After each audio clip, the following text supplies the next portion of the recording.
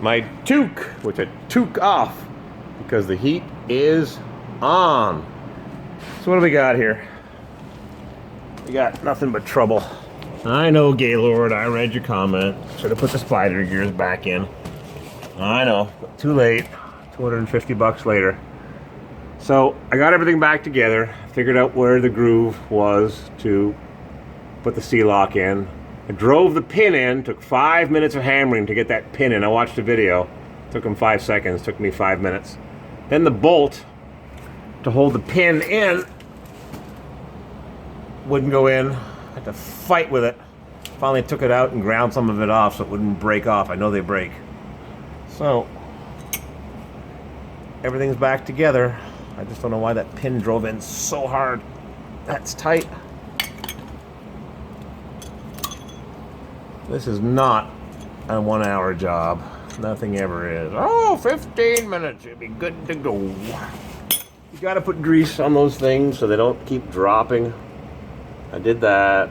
I released the nails. They're here, right there. Didn't forget about those. And my cover surfaces is all clean. I'll put some silicone. I took that bolt. Oops. Guess it doesn't matter if I get any metal shavings in here. What's the difference? It's already full of metal.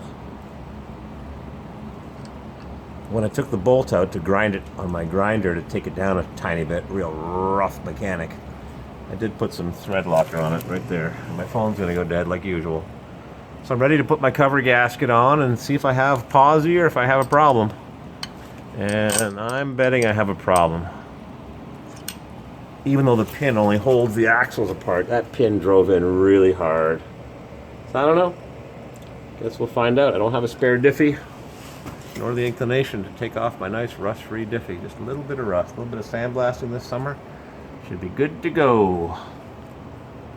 Or I could just move to South Carolina and go to the junkyard with Nick and shop for axles, and which I don't need because I won't have to plow anymore.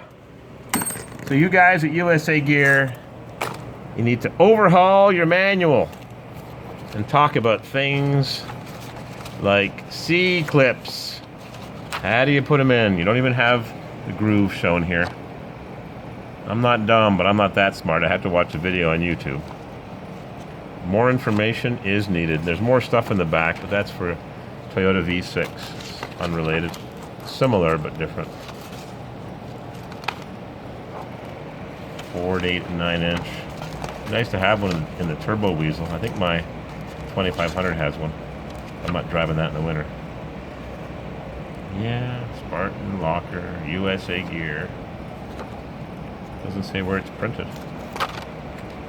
Irrelevant where it's printed, because they just tell the printer what to print. I've seen some nice stuff printed in China.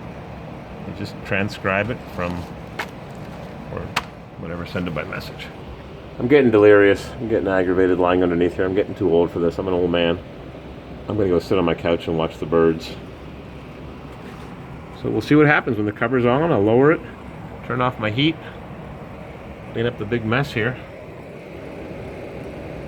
Yep, junk. Change my seals.